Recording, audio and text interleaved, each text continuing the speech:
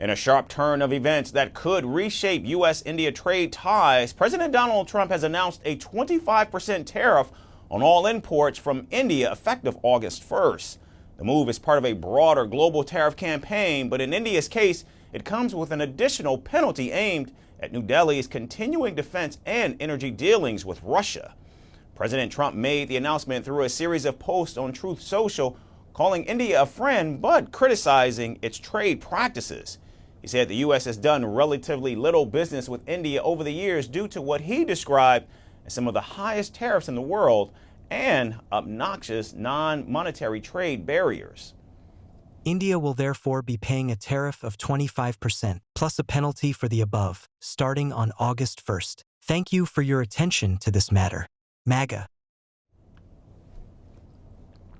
And President Trump's criticism did not stop at trade. The U.S. president strongly disapproved of India's long-standing defense partnership with Moscow and its recent energy purchases from Russia, further arguing that such trade deals weaken international efforts to pressure Russia to halt the war in Ukraine.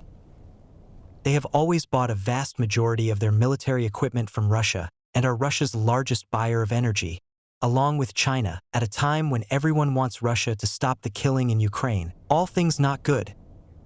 And in a separate post, President Trump dismissed concerns over India's Russia's ties, saying, quote, "I don't care what India does with Russia. They can take their dead economies down together for all I care," end quote. He also lashed out at former Russian President Dmitry Medvedev, calling him a failed leader who is entering dangerous territory after Medvedev warned that President Trump's approach could lead to war. Now, shortly after announcing the tariffs on India, President Trump added another twist, revealing a new deal with India's rival Pakistan. The agreement involves the joint development of Pakistan's oil reserves. And he says, who knows, maybe they'll be selling oil to India someday, he further wrote. Now, despite the strong rhetoric, New Delhi has responded with restraint. India's Ministry of Commerce and Industry said the government has taken note of the announcement and is carefully studying its implications. India and the U.S. have been engaged in negotiations on concluding a fair, balanced, and mutually beneficial bilateral trade agreement over the last few months. We remain committed to that objective. Now, India has always maintained that Russia is a close friend that supported India throughout the decades.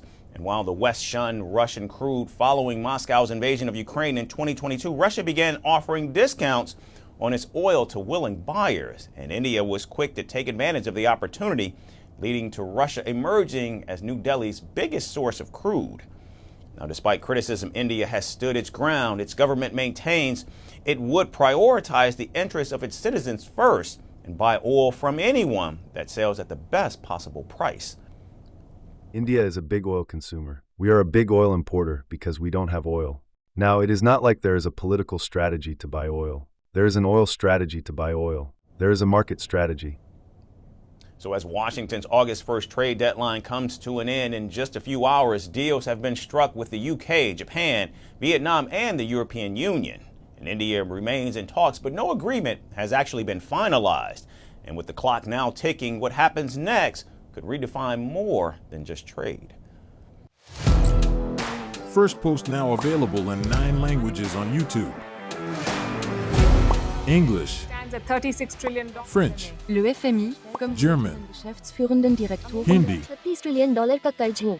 Indonesian, Pemerintah tanpa pemeriksaan. Italian, Sekali radikali.